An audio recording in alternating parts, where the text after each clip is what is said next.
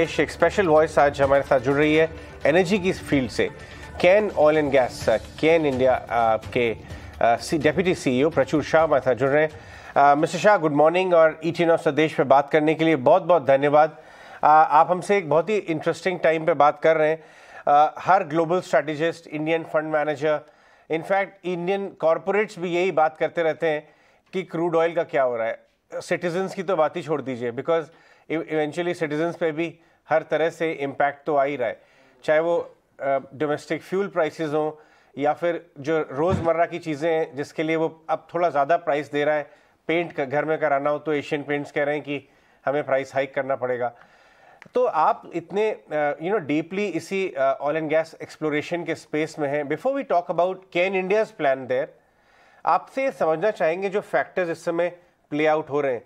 It all started by saying कि Covid की वजह से डिमांड गिर गई है, फिर बाद में सप्लाईज भी हिट हो गई।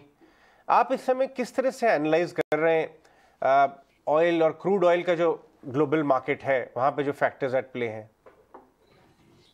Thank you. देखिए, जो मेरा ओपिनियन है कि आई थिंक क्रूड ऑयल का जो मार्केट प्ले ये है कि सप्लाई और investment have become a crunch in crude oil. कि over the last 2-3 years investment in oil and gas has dropped across the world. हर जगह पे इन्वेस्टमेंट, एक्सप्लोरेशन, प्रोडक्शन एक्टिविटीज में कम हो गया है एंड नेचुरली उसका इम्पैक्ट सप्लाई पे आ रहा है, राइट। एंड एज जैसे कोविड खत्म हो और डिमांड इंक्रीज हो रही है तो those things becoming play. There is of course कि जियोपॉलिटिक्स का भी कुछ पार्ट है, right, how the OPEC is managing the supply. But broadly speaking investment oil and gas में पिछले 2-3 साल में स्पेशली एक्सप्लोरेशन में और न्यू प्रोजेक्ट्स में काफी कम हुआ है। अगर आप उसका ट्रेंड देखें तो वो काफी कम हो गया है, राइट। सो इसका इम्पैक्ट इवेंचुअली प्रोडक्शन पे आ रहा है and that is what is causing this spike in oil price. That's our view. लेकिन प्रचुर, ये आपने सही कहा, लेकिन ओवरऑल आपका व्यू इस समय प्राइसिंग को लेकर क्या है? क्योंकि जाहिर सी बात है ये एक ऐसी इंडस्ट्री है जो कि सीधी लिंक्ड है इकोनॉमिक रिवाइवल से, और वो हम देख रहे हैं ग्लोबली हो रहा है, बट इट्स वेरी अनइवन। 6 महीने पहले चाइना शायद काफ़ी सॉलिड रिकवरी में था, अब थोड़ा सा वहाँ पे कंसर्न्स हैं। यूएस में हमने अच्छी रिकवरी देखी है, भारत में काफ़ी अच्छी रिकवरी। सो एक एक मैक्रो व्यू अगर लेना हो आपको इस समय, तो वो क्या होगा क्रूड पर? मैक्रो व्यू क्रूड का यही रहेगा कि देखिए, सप्लाई डिमांड का बैलेंस मेंटेन रखना पड़ेगा। I think OPEC will have to play its part, और इसके साथ साथ ऑयल एंड गैस का इन्वेस्टमेंट कंटिन्यू करना पड़ेगा ताकि सप्लाई क्रंच ना हो। तो अगर इंडिया के कंटेक्स्ट में आप बात करें, राइट, जो हमारा जो डोमेस्टिक प्रोडक्शन है, राइट, हमें उसमें कंटिन्यूसली इन्वेस्ट करना पड़ेगा ताकि हम अपनी सप्लाई को मेंटेन कर सकें, right. So I think the overall macro view in my view is कि वाइल डिमांड तो कंटिन्यू करेगी पिकअप करने का पोस्ट कोविड, राइट। इनफैक्ट हमने देखा है कि some sectors are even faster recovery than what it was pre-COVID levels, right? So the whole point remains is कि oil and gas का जो investment है, that should continue to keep the oil price in check, right? जब तक production बढ़ेगा नहीं, तब तक ये supply demand will continue to drive the oil price. So that's my macro view on this one. Right, Prachur, we've seen कि आप Cain is really pushing hard, और कई सारी significant investments के भी plans है आपके अपनी capex को double करने के लिए। लगभग 400 करोड़ आप invest करने वाले हैं अगले 3 से 4 साल में, and we know that इसका main reason ये भी रहेगा कि domestic production, domestic output जो है वो बढ़ा पाएं। तो आप कुछ plans इस direction में share कर पाएंगे हमारे साथ?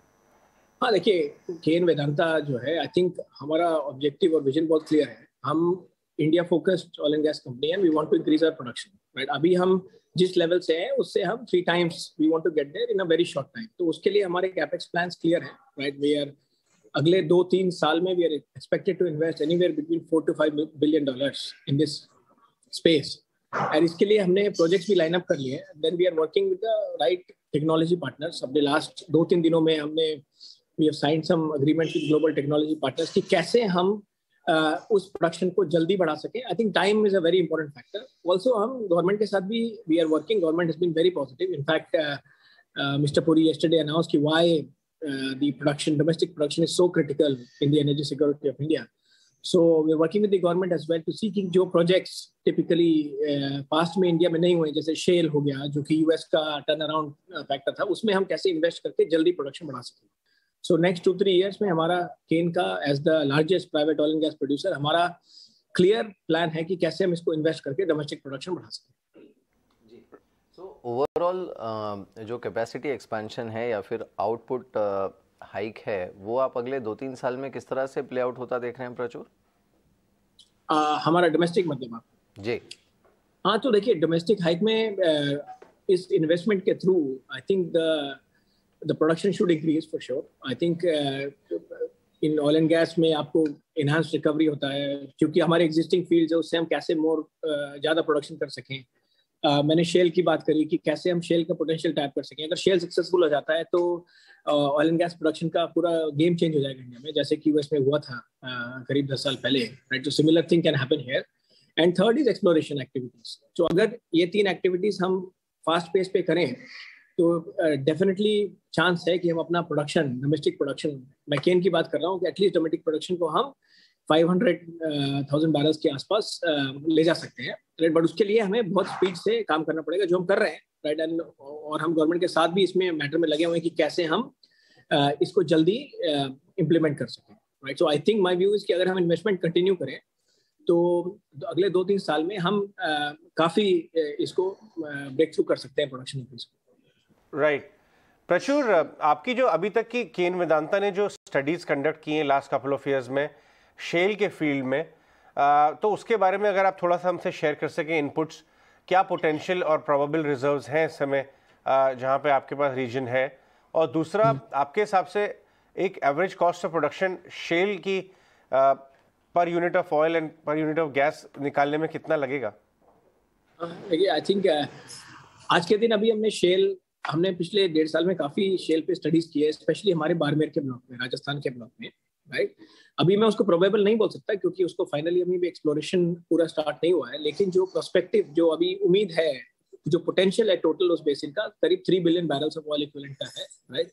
और अगर आप ग्लोबल स्टैंडर्ड से भी जाएं तो टिपिकली अगर 3 बिलियन का वो है रिसोर्स, तो आप मान सकते हैं कि 30% तो एटलीस्ट आप प्रोडक्शन कर सकते हैं अगर सक्सेसफुल होता है एक्सप्लोरेशन तो, राइट।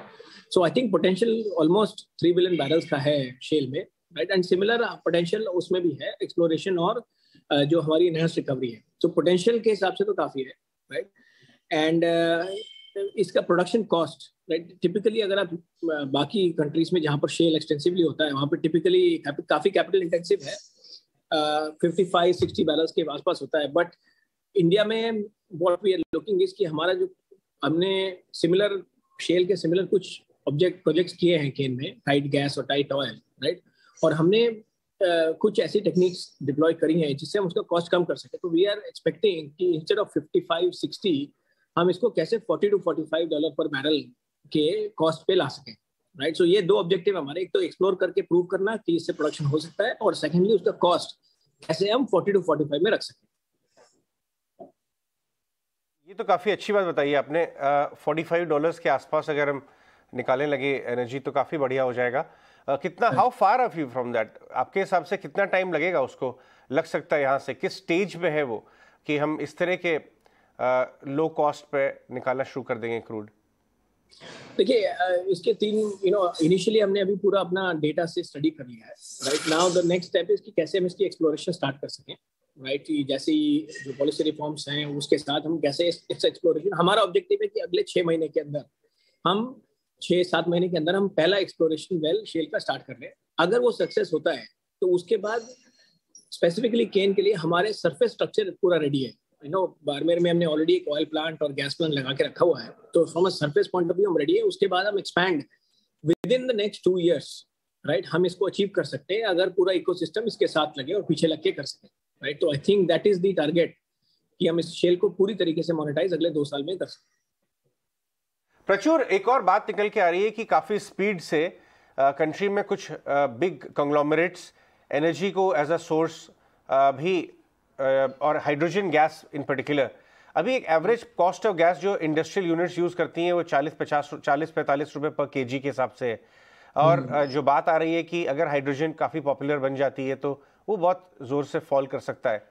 आपको 10 ईयर फार आउट जो एनर्जी मिक्स है वो आपको किस हिसाब से लगता है यहाँ पे, क्योंकि आप भी इस सब्जेक्ट को बहुत अच्छी तरह समझते हैं। क्रूड और रिलेटेड या डोमेस्टिक गैस वो हो जाएगा 1/3, कन्वेंशनल हो जाएंगे 1/3, और overall energy mix imported LNG, EV भी आ रही है। सो आपको कैसा लगता है कि ये बास्केट कैसी दिखेगी ब्रॉडली, रफली आपके व्यू में 10 साल यहाँ से? देखिए 10 साल यहाँ से, इसमें बिफोर उस प्रेडिक्शन करने से पहले ना आई थिंक 2-3 चीजें बहुत इंपॉर्टेंट है कि कैसे वो टेक्नोलॉजी इवॉल्व होती है, कैसे उसको हम इंडस्ट्रियल यूज के लिए कॉस्ट इफेक्टिव बना सकें, राइट। तो ऑब्वियसली जो आप हाइड्रोजन की बात कर रहे हो, गैस के अंदर, they are important components in energy mix, but अगले 1-2 साल बहुत इंपॉर्टेंट है कि कैसे उसमें उसकी टेक्नोलॉजी डेवलप हो सके, कैसे उसको एक्सेसिबल बना सके। तब आप ये कह सकते हैं कि एनर्जी मिक्स का क्या होगा 10 साल में। व्हाट इज इट, देखिए इंडिया का एनर्जी डिमांड जो है, इट इज नॉट आपको भी पता है, it is growing exponentially, right. तो energy mix prediction in my view, oil and gas still will play an important part, but अगर हमें अपनी खुद की डिमांड, अगर हमें सेल्फ रिलायंट होना है, राइट, तो hydrogen, gas, they will all play an important part in the mix, not just to meet the current demand but the growth that we have. So I would expect a certain favorable mix, in let's say 10 years. अगर आप मुझसे सिर्फ एक idea पूछें तो ideally there will be an equal split, right, कि कैसे कोल को मॉडरेट कर सकें, कैसे उसमें हाइड्रोजन मिक्स ला सकें, कैसे गैस को इवॉल्व कर सकें, और कैसे बाकी सोर्सेज ऑफ एनर्जी को मिक्स कर सकें। मैं आपको नंबर तो अभी प्रेडिक्ट नहीं कर सकता क्योंकि technology is evolving, but ideally we would have an equal split. Ideally we would want to have an equal split, right? But that all depends on how quickly the technology on hydrogen and gas can evolve, right, to make it commercially viable as well. Before we thank you, एक सवाल पूछना चाह रहे थे आपसे कि अभी ONGC ने बोला है कि अपने कुछ oil and gas fields, in fact government की तरफ से भी कुछ इस तरह के इंडिकेशन आए कि ONGC अपनी कुछ ऑयल एंड गैस फील्ड्स या पाइपलाइंस को मोनेटाइज करेगी। इस तरह के एसेट्स में आपको इंटरेस्ट होगा क्या? आई थिंक हमारा फोकस इंडिया के एसेट में हमेशा रहेगा, राइट, चाहे वो ONGC का हो, चाहे वो नए ब्लॉक्स हो जो गवर्नमेंट निकालती है, हम रहेगा, लेकिन उसको हम टेक्निकल बेसिस पे इवैल्यूएट करेंगे, राइट। हम बहुत कॉन्फिडेंट है, हमने पास्ट में भी किया था, जब हमने रावा ब्लॉक लिया था एट द टाइम ONGC के बाद हमने रावा की ऑपरेटरशिप ली थी, तो हमने उसको टर्न अराउंड कर दिया था।